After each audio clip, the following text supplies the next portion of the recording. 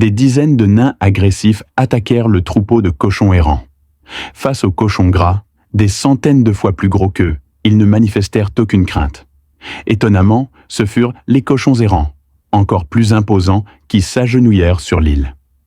Cependant, les nains victorieux semblaient avoir un objectif plus limité que les cochons errants eux-mêmes. Ils cherchèrent frénétiquement le mystérieux trésor caché en eux. Mais outre leur épaisse fourrure, les cochons gras étaient couverts de parasites, la récompense hautement nutritive dont les fermiers nains avaient toujours rêvé.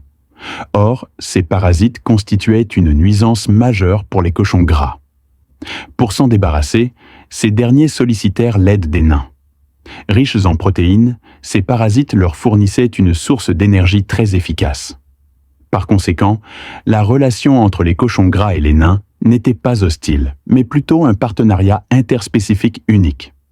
De plus, les nains laissent leur odeur sur les cochons gras pendant le nettoyage, avertissant les autres nains de la famille que ce cochon est le leur. Ces nains astucieux ont bien plus qu'un simple cochon nageur comme compagnon naturel. Pour échapper aux prédateurs aériens, ils ont également formé un partenariat avec les Kalaos. Cependant, les Kalaos ne sont pas seulement leurs gardiens aériens, ils sont aussi leurs cauchemars matinaux. Les matins africains sont incroyablement froids. Mais les nains, cachés dans les termitières, y trouvent du réconfort. Rester au lit est un avantage pour la survie et un instinct naturel pour les mammifères. Les nains aiment donc aussi rester au lit, mais depuis que les Kalaos les ont rejoints, il leur est presque impossible de faire une seule sieste. Pour avoir une nourriture plus savoureuse, les Kalaos les réveillent tôt.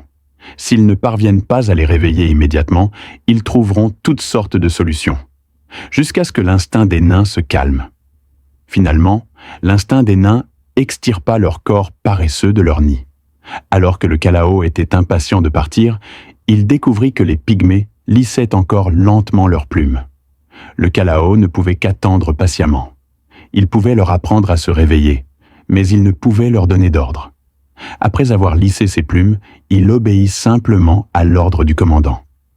Tous les pygmées, telle une charge féroce, se précipitèrent vers le champ de bataille.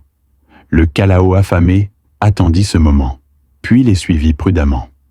En cherchant de la nourriture, les pygmées en laissèrent délibérément de la nourriture derrière eux, afin que les nouveaux oiseaux qui les suivaient puissent se remplir l'estomac. Les pygmées possèdent une certaine immunité aux toxines. Ils ne craignent donc pas les créatures venimeuses. Même les pantes les plus venimeuses du désert ont dans leur bouche un goût d'avalanche au goût de poulet. De tous les plats, l'escargot géant africain est le préféré des pygmées. La chair de l'escargot est juteuse, tendre et délicieusement parfumée. Sa texture délicate et élastique la rend irrésistible aux yeux des pygmées. Cependant, briser son épaisse coquille requiert une méthode unique. Ils utilisent des piquets de bois en guise d'aiguille et frappent l'escargot avec force. Ce choc violent brise rapidement la coquille. Naturellement, les nains conservent un morceau de cette savoureuse nourriture pour leur nouveau remède. Bien sûr, le Kalao ne mange pas gratuitement.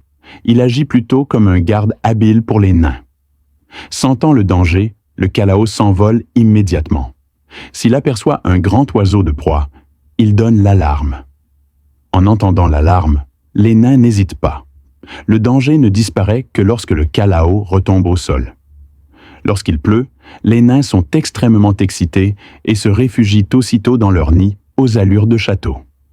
Tandis que d'autres petits animaux sont trempés par la pluie, ces créatures peuvent dormir paisiblement toute la journée dans leurs nids enneigés. C'est l'une des rares occasions qu'ils ont de dormir toute l'année, et ils n'ont pas à craindre que leur nid soit érodé par la neige. Même si de fortes pluies brisent leurs nids, ces termites ingénieux les réparent rapidement une fois la pluie arrêtée. Dans la nature, des nains apparemment faibles, comme les cochons géants ou les nouveaux oiseaux, possèdent une remarquable sagesse de survie. Ils remplacent la confrontation par la coopération et résolvent les crises de manière mutuellement bénéfique. Cette compréhension interspécifique semble être la prophétie la plus frappante de la nature. La force de la vie ne réside pas dans le combat solitaire, mais dans les exploits des autres. C'est tout. Pour plus d'actualités sur la nature, restez connectés et n'oubliez pas de vous abonner à notre chaîne Wild Snap. À bientôt. Prenez soin de vous.